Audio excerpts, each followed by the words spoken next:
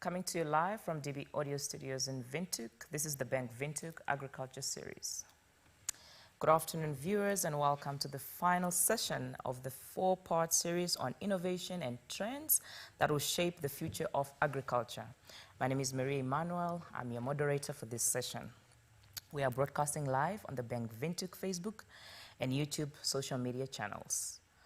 Thus far, we have had exciting and insightful knowledge-sharing sessions that looked at some critical practical systems for improving food production and megatrends. We focused on succeeding with sustainable irrigation solutions, prospects for the establishment of viable aquaponics businesses in Namibia, and this morning on agriculture economic overview, where we highlighted megatrends happening. In studio with me this afternoon is James Mnyupe, the Presidential Economic Advisor, and Ruan Bestbier. Ruan is the Manager for Sustainable Investment and Deal Origination at Bank Windhoek.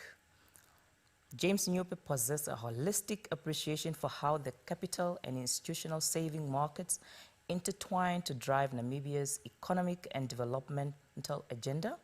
His involvement in various industry and national bodies have offered him a unique opportunity to contribute to various dialogues and initiatives that look to deploy said assets across various opportunity sets locally and regionally and more effectively.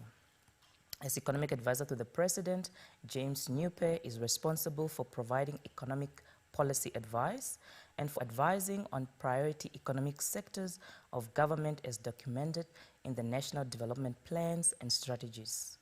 Prior to his position as Economic Advisor, Mnyupe has led one of Namibia's prominent asset management firms for 5 years. Mnyupe holds the CA, CFA, and CFP designations.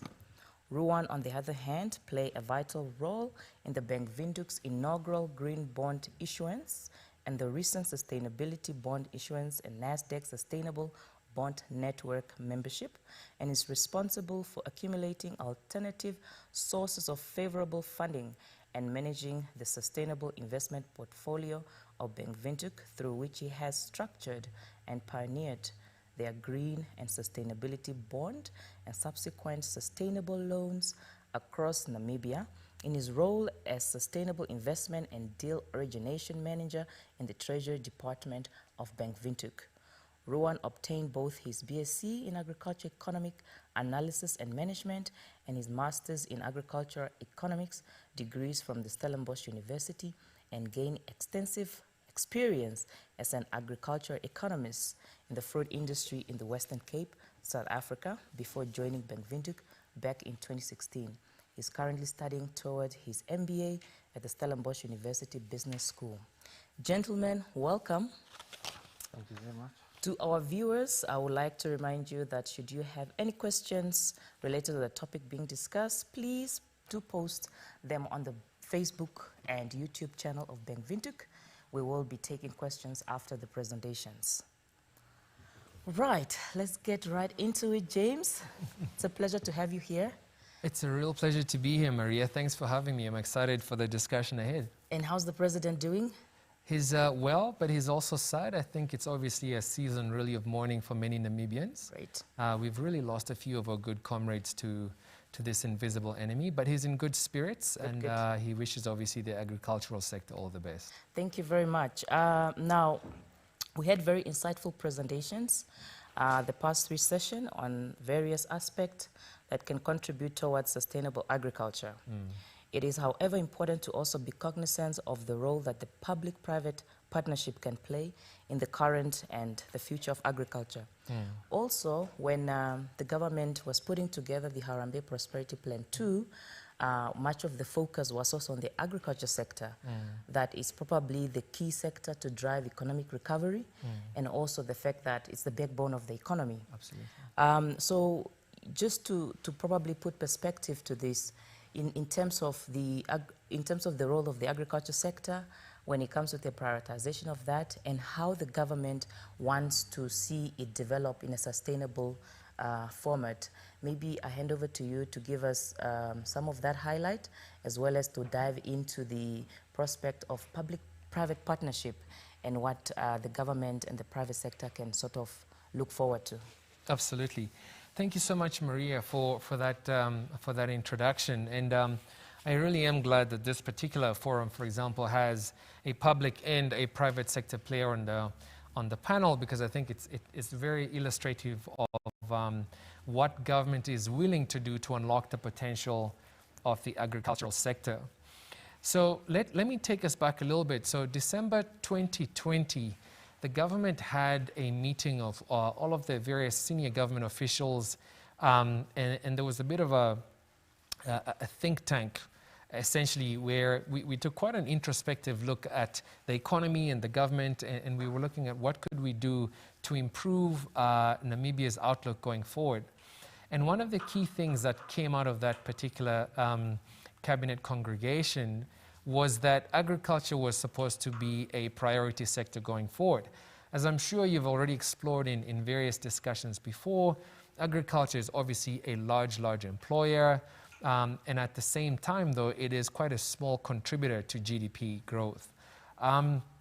Government has almost 9,000 hectares of agricultural assets across the country under irrigation.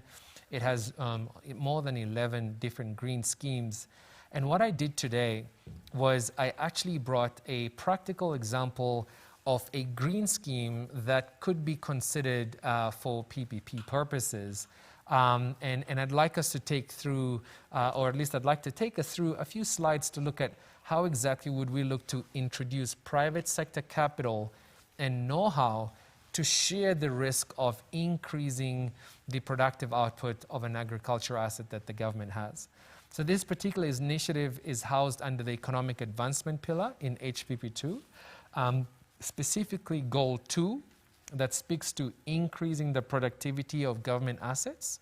And under there, I think it's activity 2, actually says, let's look to increase the economic yield or even the agricultural yield of green schemes by using the PPP framework. So if we really jump into this particular slide deck, what you can see here is this was a prospective presentation that we could have put up at the PPP conference. We just limited it to 5 due to constraints in terms of time. But what you can see here is, the public entity in charge of this particular green scheme, which is in Katimo Mulilo, is the AgriBizDev. Where we were at this particular point in time was a concept stage. And really the opportunity was to put together a BOT, one would call it a build, operate, and transfer sort of PPP model. The potential value of this particular scheme was estimated to be about $370 million. And then in terms of the revenue mechanism, the particular operator would generate revenue from selling any agricultural output. So it would not necessarily be a fiscal burden to the state. So the opportunity here, as you can see, for our viewers, what was really needed was, to really increase domestic food production, to of course really look at food security, and all of these items are aligned with obviously NDP 5 and HPP 2. So this is really almost the backbone and the rationale of why we would enter into a PPP in the first place. We then went into a bit more sort of detail. You can see that the farm was looking at 1,600 hectares in terms of size. What was looking to be produced there was really cereals and some vegetables. And then, of course, from a water perspective, it was really close to the Zambezi River, and this would then be one of the key sources of water for the farm. Agricultural output could be sold through to AMTA. It could also be sold to the government silo storage. And of course, there was a potential here as well to engage existing millers who would be very willing to then take off some of the cereal into their particular facilities, right? The private sector farmer would then actually opt to do 2 things: either develop all of these 1,600 hectares on offer, or he could actually sublease some of the particular green scheme to smaller communal farmers in order to allow for a broader socioeconomic impact, right? The PPP structure itself was potentially a 15 to 20-year concession. The role of the private developer would be to raise the requisite capital, build the requisite infrastructure, whether it's the piping, secure the permits from the government to draw water from the Zambezi as well. And that's where the government involvement really started coming to the fore, not just availing the land, but obviously providing the permits for the water obstruction as well. And then, of course, there would be a development fee that would be paid to the public sector entity, which would be 𝗣𝗍𝗄𝗍. So slowly but surely, I think your viewers are beginning to get an idea of how exactly this PPP would work. It's a government asset. Government would give the licenses for the water. For that, government would get a concession fee. But of course, you would also expect then the farmer to increase the productive yield of this particular asset. And that could also lead to import substitution, because some of our millers, for example, actually import a lot of the grain or the seeds that they process. And so if some of it could come from this farm, import substitution would play a key role as well.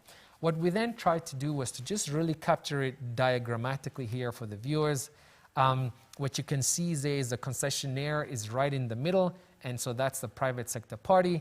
It would enter into a PPP agreement with the public sector entity, which in this case is 𝗣𝗍𝗄𝗍. You can see there to the right-hand side of the orange box, there's an option for them to enter into a lease agreement with other local smaller farmers.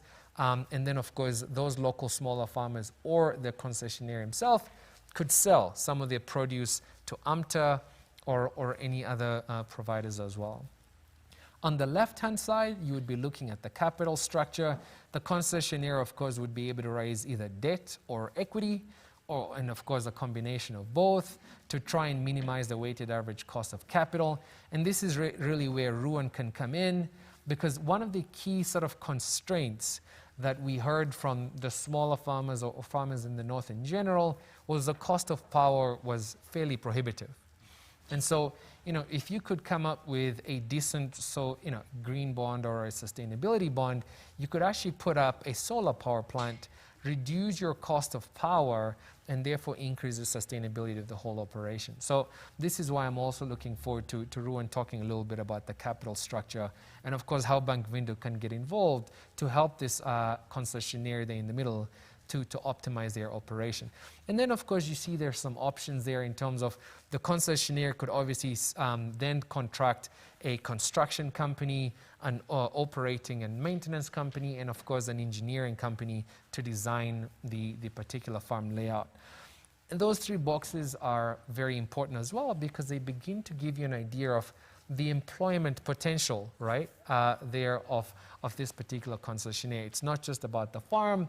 It's about some of that value then going into the construction sector, going into the consultancy sector, etc., etc. I think one of the other things you really want to tell the viewers is the fact that 𝗣𝗍𝗄𝗍 as a public entity actually would also have a role of overseeing this particular concessionaire and to make sure that they're meeting all of the various milestones in the contract. So sometimes people say, geez, but why are we actually paying 𝗣𝗍𝗄𝗍 a fee? They are playing a bit of a role of for auditing purposes as well. So that at least gives the viewers a good understanding of what 𝗣𝗍𝗄𝗍 might do. Other considerations there would include things like,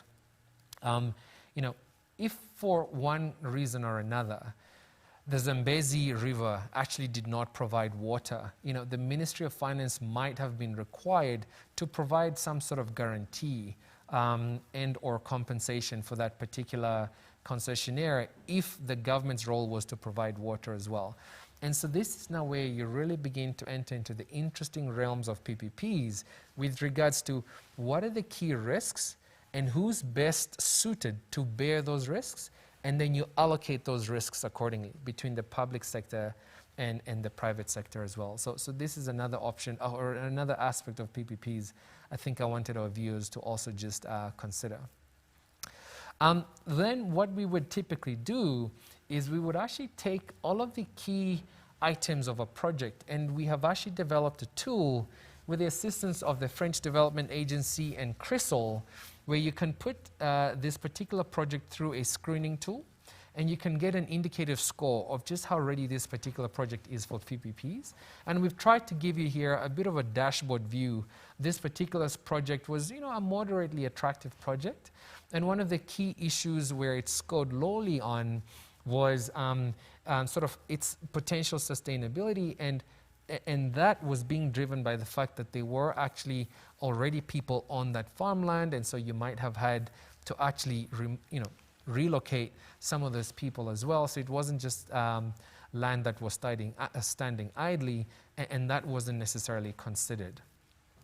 I think what I wanted the viewers to see was that behind that number, there were even more detailed categories. So for example, one of the key risks assessment there was that the water and the fact that it's obviously from a perennial river, its availability, the availability of that water would have been really hard for the government to guarantee. And so there was a big risk there, and we would have to look at how it is that we cater for that risk. Just to give you an idea, a score of 5 out of 5 means it's fantastic, and a lower score means there's a lot of work to be done. So for example, when you look at the fiscal affordability, that scored 5 out of 5. And why was that the case? Because the user, the concessionaire, would make money from running the farm, and they were not going to be drawing any capital from the government. And so from a fiscal point of view, it did not have any risk to the government. So sort of critical qualitative considerations there for PPP suitability. I just really gave the viewers a bit of a list. One of the things you would need to look at is, is it aligned with large sort of national policy agendas, increase food security, increase the productive yields of land, so all of that was there. One of the other things you'd need to consider there was, are there any key negative environmental or social impacts? Especially if you're going to go raise sustainable funding, these are key things that are very important as well. The other thing I can just point out there as well was the amount of money that was needed was about 370 million.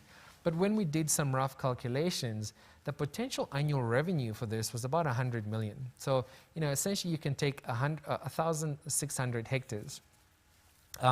You then sort of say, look, you might get a yield of about 15 tons per hectare, and grains can go for about 4,000 rand a ton. So 4,000 times 15 times the 1,600 gave you about 96 million per annum.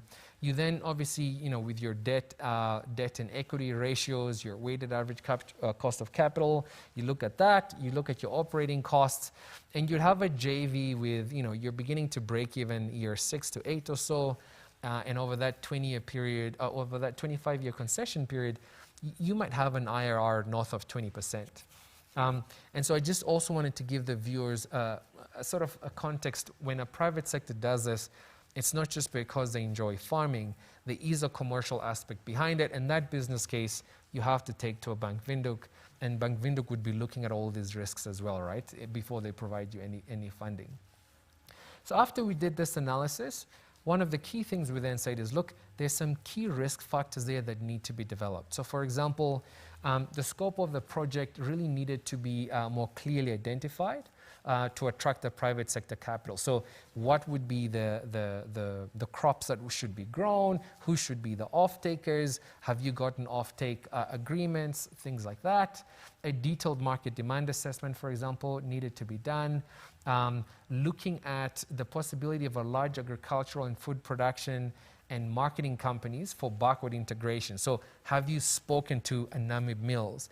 And is a Namib Mills keen to offtake some of your product was another. Detailed environmental social assessments were important, financial feasibility, etc. Now, this key recommendations, to take them further, a public entity like AgriBizDev would then go ahead and hire a transaction advisor to help them now package this project before you come up with a business plan and go to funders. And so this is typically what would be done by a project preparation facility. So one of the other things we have asked for within HPP2 was the incubation or the conception of a project preparation facility.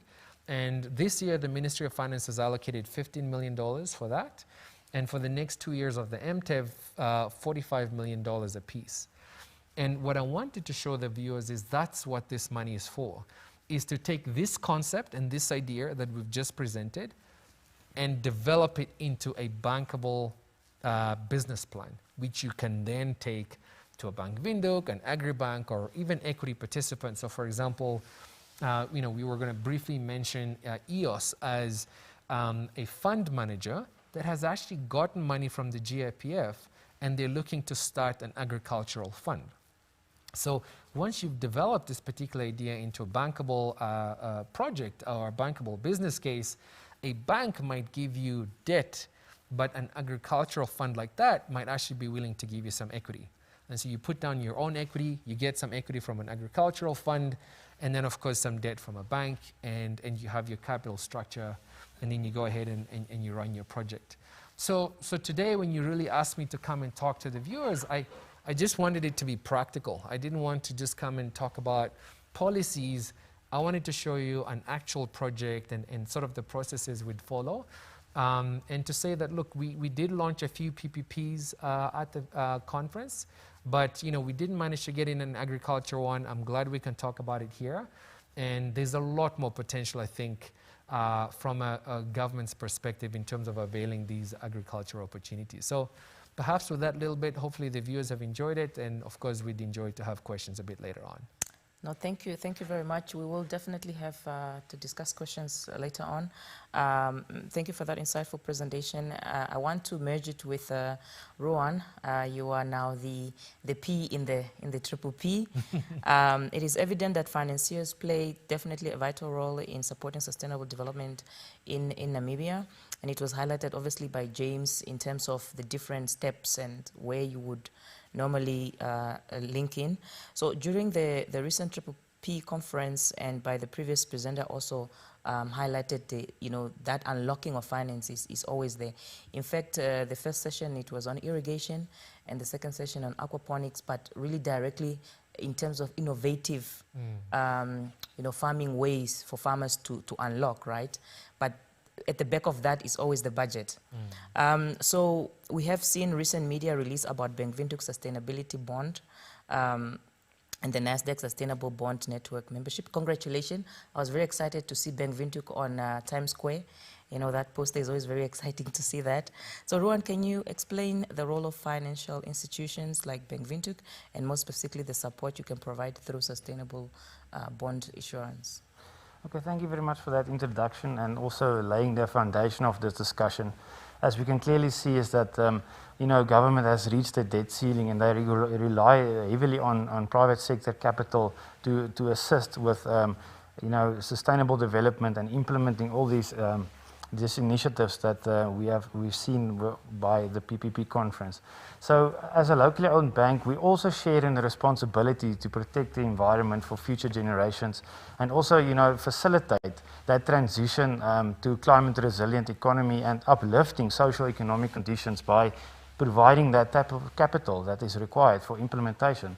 So we, as part of that, we showcase the bank as a responsible lender, because we really need to ensure that clients and projects like this have access to adequate low-cost debt, and also we need to come up with innovative mechanisms to accumulate those favorable sources of funding. And this is where we ventured into the markets of green and sustainable bonds, as also smart partnerships with development finance institutions, as we were also part of the SUNREF program, Sustainable Use of Natural Resources and Energy Funding, launched by AFD, Different Development Agency.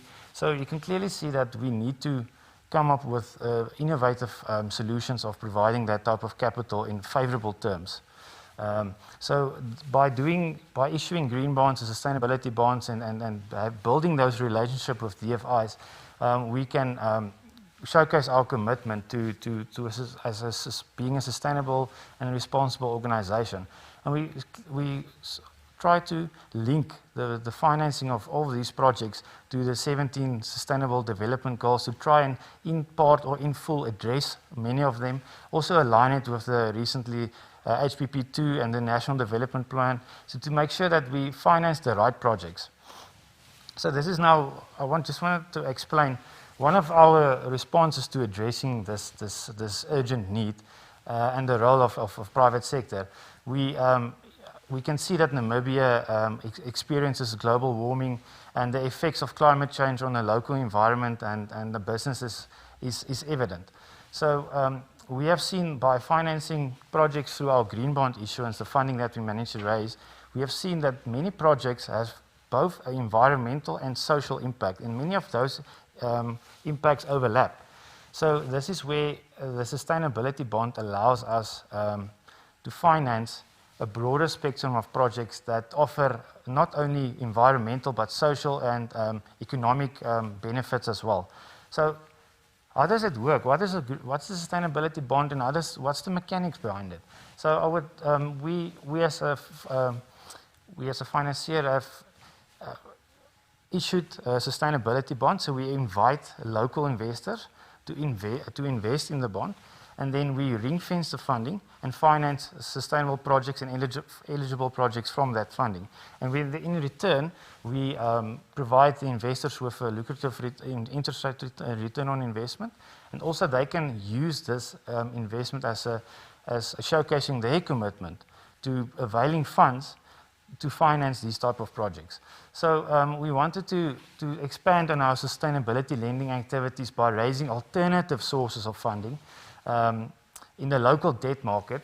So it's important to create awareness around for the public in terms of the link between sustainable development and favorable finance. And this is exactly the vehicle that we use to showcase that. So Bank Windhoek has obviously been seen as the sustainable bond pioneer, as being the only locally commercial bank that issued both the green and sustainable bond in the Southern African region. And so this is definitely something that is creating a lot of attention for international investors as well. So for that reason, we established a sustainable bond framework which is aligned to the International Capital Markets Association Green Bond Principles, the Social Bond Principles, and the Sustainability Bond Guidelines. So just to ensure credibility, that investors can see that we will follow a process to make sure that we invest in the right projects, and we can report back on the impact that these projects have made. So now we've raised the funding and everything is in place to make that contribution and that facilitating to a sustainable development. So from a financier perspective, what are we looking at when we evaluate projects? And it's crucial to just have a few minutes to understand what are we looking at as from a financier perspective. So we normally follow the 5C principles. So it's normally the character of the finance applicant or the project, in terms of their spending patterns, their financial position. And then in terms of the capacity, what type of funding is available that they can put towards the project, like own contribution. And then capital, is there any additional capital that they can contribute to the project?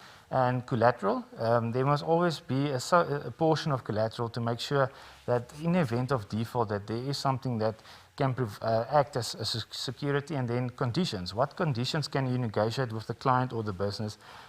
So that can be summarized in 3 main pillars that we look at. So we essentially want to determine the repayment ability, or the ability to repay the loan from either individual or the business.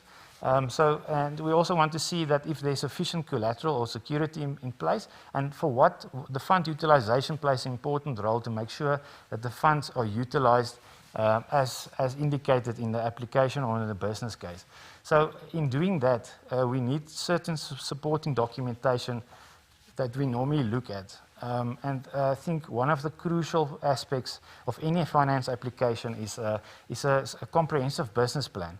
So we need to see that there is some cash flow projections in there to make sure that the business is sustainable and we will be able to absorb unforeseen shocks. And also a production schedule. If you're in an agriculture type of business, as James mentioned, we need to see that during the financial year, when can we expect certain cash inflows and cash outflows to make sure that it's a sustainable business. And then also in terms of we need quotations from credible businesses. We don't want the clients to run the risk of equipment being installed not on the international standards or local standards, and then facing the risk of having to pay additional capital into the project or the business to make sure that to mitigate those risks. So the three crucial aspects that we look at is the income and expenditure statement of both the private, the shareholders and the business, the balance sheet and the income statement, just to make sure that there's a repayment ability in the assets that's attached to the business. And then obviously the business and individual needs to have a clean curated record to make sure that there's that there's some sort of ownership and responsibility attached to it as well. So we finance each and every project or the application. We look at it, deal with it on a case-by-case basis. So not all the finance applicants and the businesses has unique financial position and risk profile. So we assess them on a case-by-case basis. So I just want to highlight some of the common challenges that we've seen by financing some of the project through the green bond and now with the sustainability bond funding facility that we have available, is to see that, and this is also an important aspect that I want to highlight, is the land lease agreements. I mean, this is also something that plays a crucial role in all the projects that we have seen at the PPP conference as well, to make sure that there's land available to establish a project like that. And also some of the land lease agreements place a lot of pressure on the projects and results in extensive delays. And due to those delays, it also increases the cost of capital. So yeah, and also the lack of collateral, sufficient collateral. There's some applicants have a huge funding requirement, but there is no security attached to that. And then also we've seen that there's a letter of intent or offtake agreement. Both on agriculture projects, we need to make sure that there is a market for that produce that they want to sell to make sure, are you a price taker or a price maker? And also in terms of, we have seen out of the modified single buyer user model, there's going to be independent power producers selling power to independent power purchasers. So we need to make sure that that power purchase agreement is sufficient to cover the income of the proposed project. And then lack of specific sector expertise. This is where I think the partnership also comes in, that the bank, we don't only want to provide capital or funds, we also want to build a relationship to make sure that the clients and the businesses have access to expertise to take that business or the business plan or the idea to a bankable level. And then also we have highlighted the crucial aspect of water. Not only the water availability, but the quality of water was also highlighted through the cherry irrigation presentation from Isabel. This is a crucial aspect to agriculture projects as well, to make sure that the water quality is of a nature that we don't foresee additional expenditure down the line to purify that water for animal and human consumption. And then financial literacy. I think there is a huge gap to make sure that we contribute to that financial knowledge, sharing knowledge, to make sure that if we see a business case or a business plan, to make sure that we can add value there and also build a relationship with the client or prospective finance applicant to make sure that they understand what is essential for a profitable and sustainable business. And then inadequate record-keeping practices. We have seen a lot of applications or businesses that does not have sufficient record-keeping purposes in terms of what is my actual expenses and what's my actual income. So yeah, that's definitely something that we need to look at. So I want to explain this a bit. This picture speaks 1,000 words, and we are very proud about this. This is due to our successful green bond and sustainability bond issuance, and also the listing on the Namibian Stock Exchange. The Namibian Stock Exchange is also part of the Sustainable Stock Exchange initiative. So this allowed us as Bank Windhoek and an issuer of a sustainability bond to become part of the Nasdaq Sustainable Bond Network. And this was the welcoming message we received in Times Square in New York as a welcome to the network, and we were the first commercial bank in Namibia to become part of this sustainable bond network. So I want to explain what does this membership mean to us as a bank and also as a country.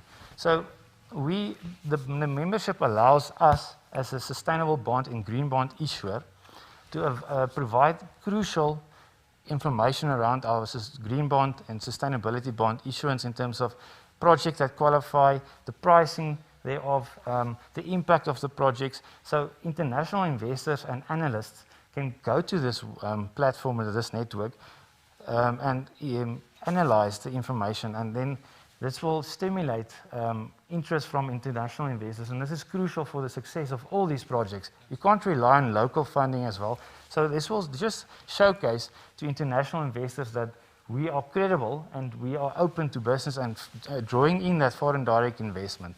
So yeah, this is the main purpose of the Sustainable Bond Network.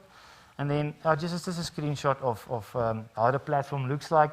So, this will be a specific project that we managed to finance under the Sustainability Bond Funding Facility. We will upload it onto this network, and then analysts and investors can see what we are doing with the funding and additional details. Okay, so in summary, I think it's just to make sure that businesses and farmers specifically do benchmarking and conduct a SWOT analysis, strengths, weaknesses, opportunities and threats, to make sure that you compare yourself with your neighbors and international markets to make sure that you are on par, or are you falling behind? Do you need to educate yourself and be more innovative? So we can see that through our sustainability bond and the green bond issuance, we was being seen as the leading financial institution that delivers sustainable value and drives progress, especially with the projects that have been identified. So we are connectors of positive sustainable change at the end of the day. So I would like to share this interesting links. Now, due to the previous presenters, we have seen a lot of remarks being made about climate smart agriculture. So a lot of people would say, what is climate smart agriculture? So please go to this link that will give you a clear background of what it entails to go into climate smart agriculture, and especially the second and third link is to showcase short videos that is informative to showcase how to write your business plan, what the type of business jargon that we use and we look at in financial applications and also business cases to make it to a bankable level. And then the sustainable bond framework can be downloaded from our website, and all the information, frequently asked questions to explain what the process involves. And then, I just wanted to show this picture where we have been and how far we have come. So in December 2018, we managed to raise 66 million with our green bond issuance. And then 2.5 and a bit years after that, we have managed to raise 227 million. So you can clearly see that local investors is now being, wants to be part of this. And also you can see the urgency of raising local funding and creating an investment vehicle for international investors to also deploy some capital. So this is my contact details for anyone that wants to contact us and also find out more about the whole process. And and if you just want to have a chat about a business concept, please feel free to contact us. Thank you so much, Ruan. I think our proud moment is seeing, as I said in the beginning, Bank Windhoek on Times Square in New York. I think it caused a buzz in the social media, especially from the young people. I think it's just a proud moment for Namibia, and we just want to again say congratulations for your effort and making Namibia actually, proud. It's a very, very, I think, as you explained throughout the process that you went through to get, that outside capital in, but also to make sure that it's sustainable, it's trustworthy, people can see that you're following, and you're part of the biggest network in the world. So congratulations on that. We have some questions that came in from our viewers out there. And thank you so much again, James and Ruan, just to give us the presentation. I think it gave us a sort of a full round to understand both what the government is trying to bring at the table and what the private sector has potential to also partner in terms of that.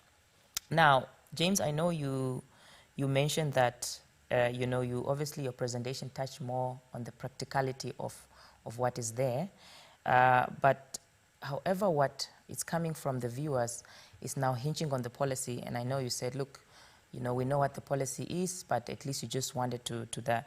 So one of the questions that came in that maybe we can start with is the nature of agribusiness. We know that obviously it has been in the paper just now a few weeks ago that is being dissolved or is dissolved, and of course the presentation going through that the vehicle on the government side is agribusiness.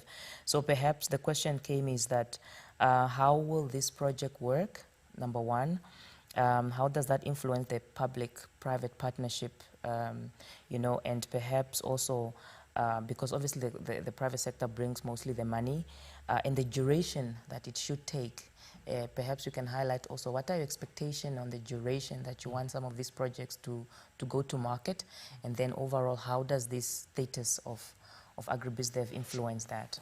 Absolutely. So, and you know, as I start answering that question, just allow me for 2 seconds to just note how much of a game changer what Ruan was just talking about really is. Definitely. I mean, a lot of us are super proud for them appearing on New York Times Square, but actually what it's signaling is the potential that Namibia has within our country. Now, we've talked a lot about our potential as a renewable energy hub, whether it's renewable power, whether it's green hydrogen, whether it's, you know, sustainable farming is huge as well for us in Namibia. And for me, what Ruan is cracking here is that we can package Namibian opportunities to be attractive to a global market. Definitely. And that's a start. The Minister of Finance is working extremely hard as well to get the CSD going. And once you get the CSD going, you can get international investors buying our bonds as well.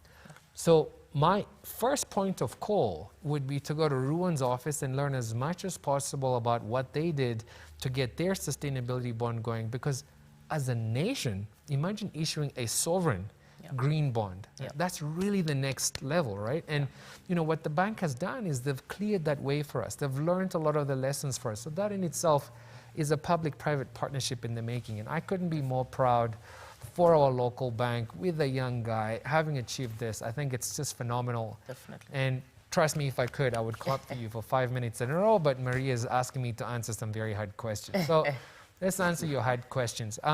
Agribusiness potential dissolution, clearly that's a policy decision. It's a matter that, you know, is being dealt with by cabinet, and it would be extremely premature and irresponsible for me to make any announcement or opine on it, right? So I think let the government look at how best to deal with the evolution of agribusiness as a public entity.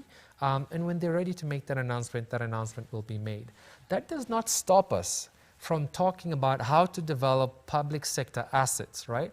The concept here is agribusiness was a responsible public entity that had oversight over a public asset, a farm, right?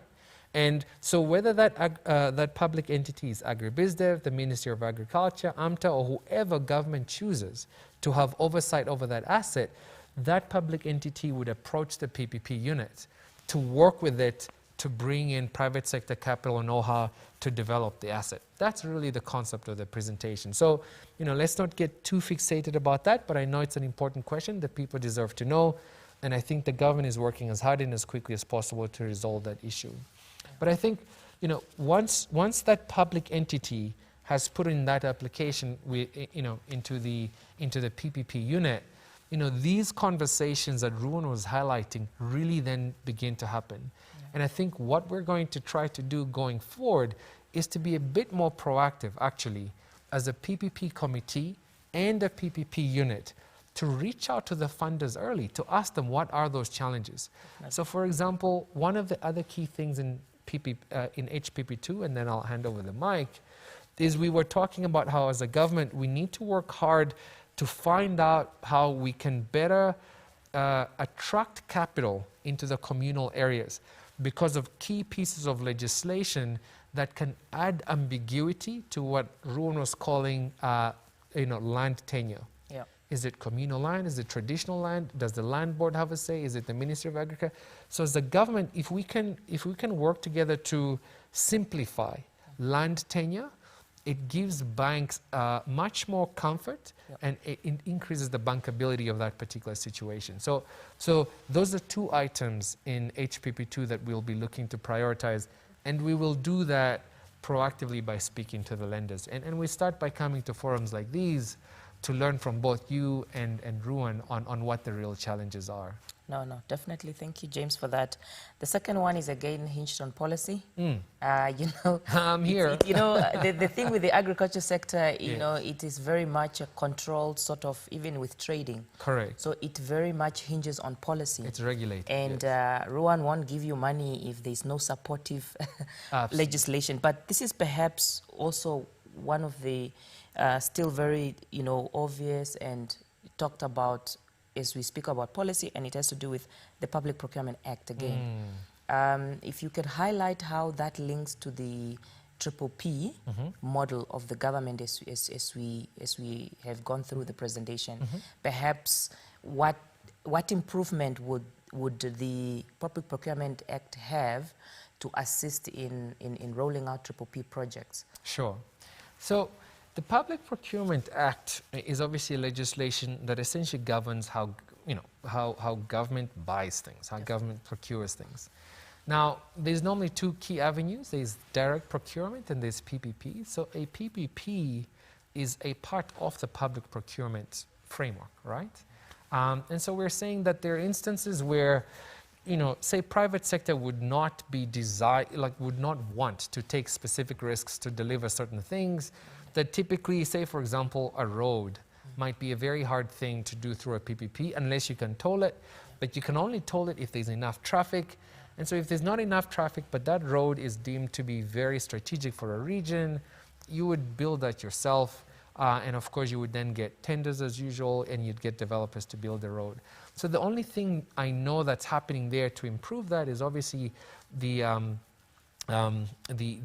board of the public procurement, of the direct procurement arm has been improved. There's a lot of talk around increasing capacity so we can deal with more requisitions in a quicker way. But obviously from my perspective and what I was discussing today, it was more the PPP side. And what we're doing to try and improve that particular procurement arm is, for example, for the PPP unit, we are actually looking to avail an in-house transaction advisor. Now, this was obviously something they didn't have before, and an in-house transaction advisor, also funded by a multilateral organization, would allow the PPP unit to deal with more projects and to prepare more projects to get closer to bankability, right? So we think that might increase the throughput.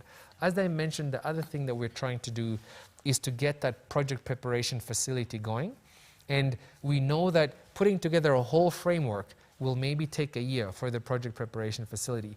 So there are some actually, forgive my language, but some quick and dirty solutions that we're trying to put together between now and September that allows funding to be released to prepare projects quicker. So we're certainly not oblivious to the fact that the Public Procurement Act, especially direct procurement, there's some improvements needed there, and I think some of those are happening.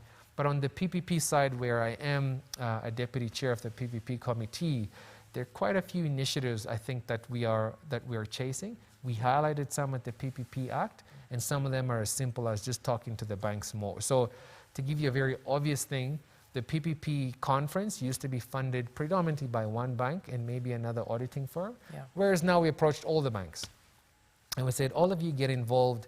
And once they start funding these things, they start asking questions like, what's the value and what are the potential deals? And just that dialogue, slowly but surely, I think hopefully should lead to a greater pipeline of solutions. And it allows our banks to not just sit with lots of capital and buy treasury bills, but to actually start deploying that capital into the economy. And as you said, look, we're guilty. We hold all these assets as government, so it's about time we start letting go of some of them and allow them to be developed. And that's the angle that HPP2 is pushing as a key part of an economic recovery strategy. Definitely. Again, I think just maybe to highlight any successful examples. I know you had a bit of a mention in your presentation, but any successful example of 𝗪𝗶𝗃s that we currently seeing? Yeah. If you can highlight. Absolutely. So, fantastic question. And you know, this is why we really decided to up the ante with HPP2. The PPP mechanism as a whole has come into play between 2018 and 2019. And up until today, we haven't actually successfully issued one PPP. So let's just be honest about it. It's a fact, you can't hide from it. But this year, the PPP committee and the Minister of Finance came to the conclusion that in this financial year, we want to conclude at least one PPP. Wow. To start to illustrate to the people that it's not a dud in terms of a procurement mechanism. One of the key, I think, the furthest we've gone so far, it was celebrated at the PPP conference, was the City of Windhoek 25 megawatt plant that got transaction approval too, right? We cut a ribbon as if we won a race.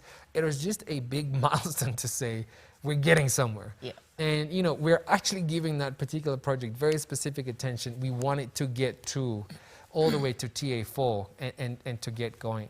So, you know, your audience is right to ask, is there a successful one? Be patient with us. Yeah. Let's watch that City of Windhoek. Let's all push it over the line. But in the meantime, we are proactively engaging the banks to say, which other of these, because we have a pipeline of about 10 or 13 projects, which of these other projects can start going as well? And I think once we make that milestone with availing money from the transaction, from the project preparation facility, I think that will be another key potential needle mover, because then the banks start getting projects that they can fund, and you'd love for them to be competing to fund some of these projects. So we'll get there, but we'll be honest about it. Yeah, no, definitely. And I think the other always critical question comes in, of course, we have a lot of young viewers, and they're very much interested in agriculture. And maybe just to break down, I know you also mentioned it a bit in your presentation, but for the young viewers watching right now, they want to find out how can they get involved, looking at the fact that obviously 𝗪𝗃 projects that are coming from probably the pipeline that you have are a bit bigger, is a lot of money.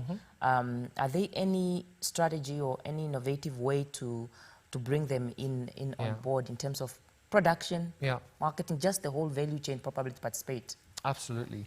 And so I must say, this particular item, like how do you get smaller communal farmers, but you know, smaller Namibians to get involved, is something that is very precious, I must say, to the Honorable Minister of Agriculture, Water and Land Reform. So, and it was actually one of the items he put forth to Cabinet up for discussion, was as we were developing these PPPs, you know, he was quite passionate about saying, carve out some of that land to allow communal farmers to be part of government's value proposition to that concessionaire.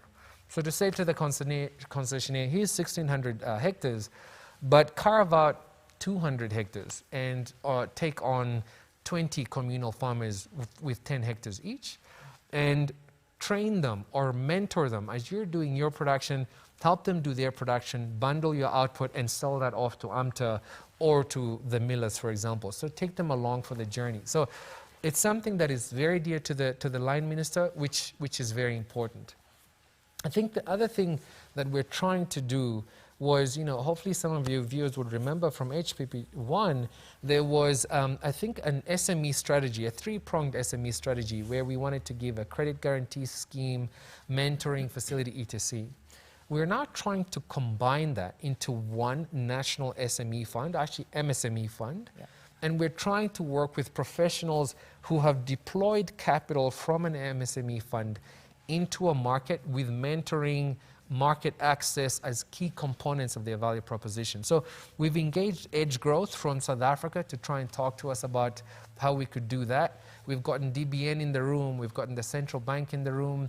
Startup Namibia is a private sector entity that is in the room as well.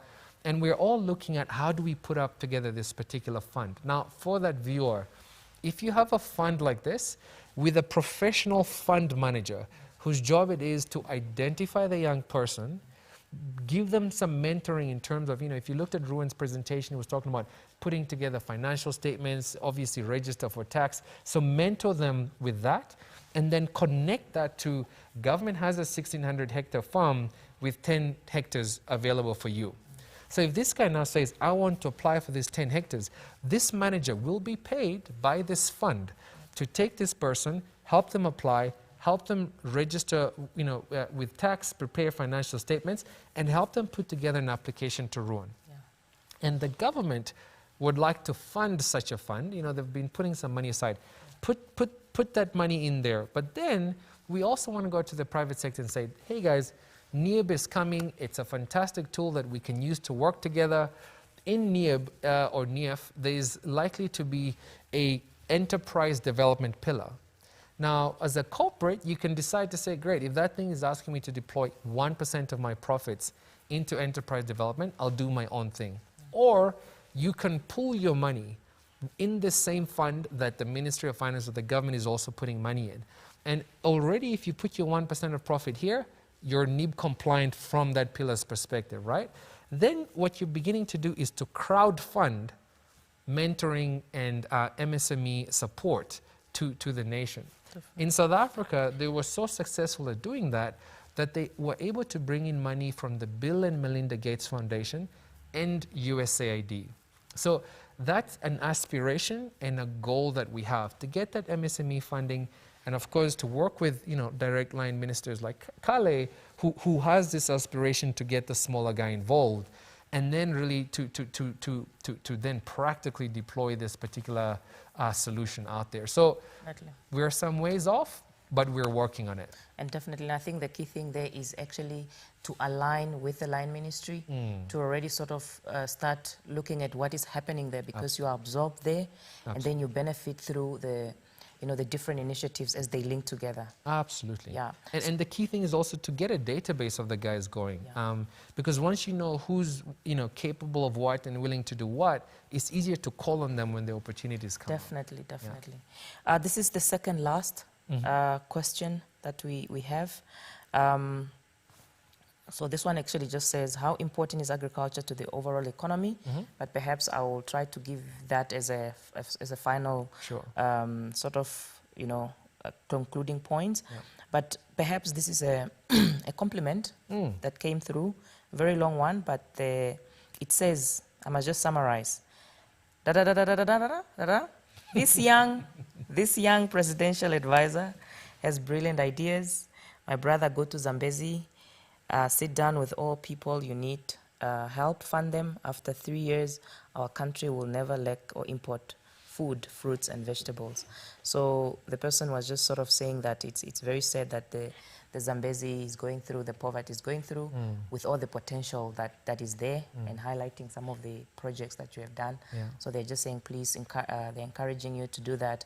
Make sure that it goes through so that eventually it can also directly translate to the people on the ground. Awesome. Yeah. Maybe if I can just respond to that view. First of all, thanks for the positive feedback.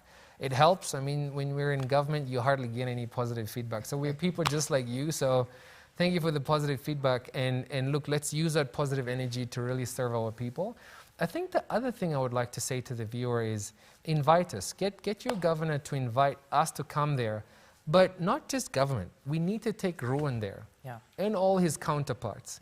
Then we need to go and problem solve together. Traditional leaders, the governor, the banks, and government. Really, I think, sit around. This man, I'm sure, can also drink chibuku or traditional beer, whatever it takes. Some 𝗍𝗶𝗯𝗹 worms are also good for him. It's protein.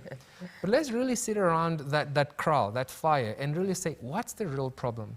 The traditional leaders have goals and aspirations that are actually not that far from what Ruan may have in terms of goals and aspirations. And believe you me, it's not very far from what the investors in New York also have. Definitely. And so it's about now just saying, look guys, put together a deadline, September, let's come up with a green scheme proposal that works for everyone.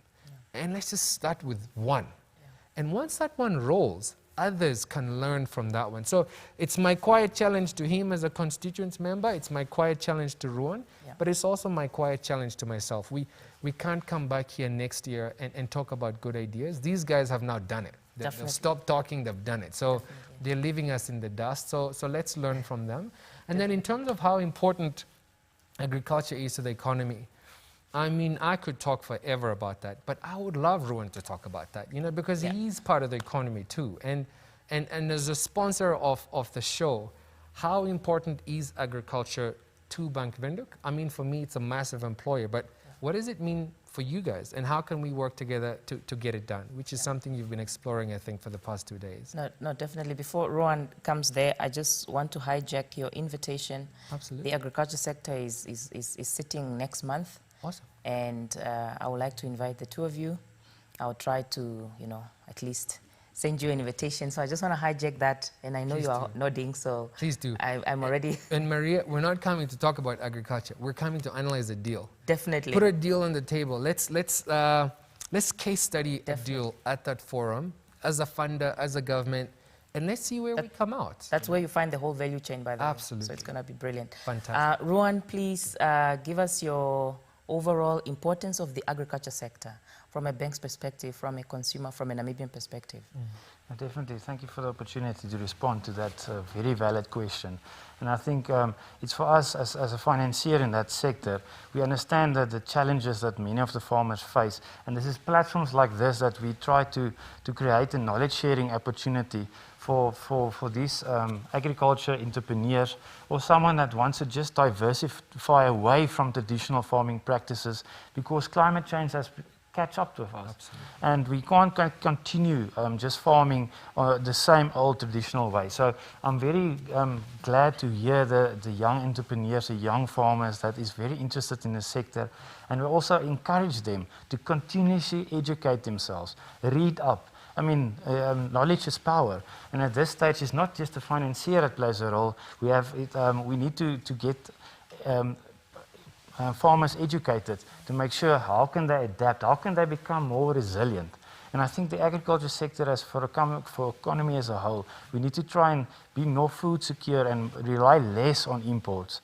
We've got more than enough expertise and land available here. Yes, we've got some challenges with extreme drought conditions, some water shortages, but we, as I said, Namibia has abundant resources of sunlight.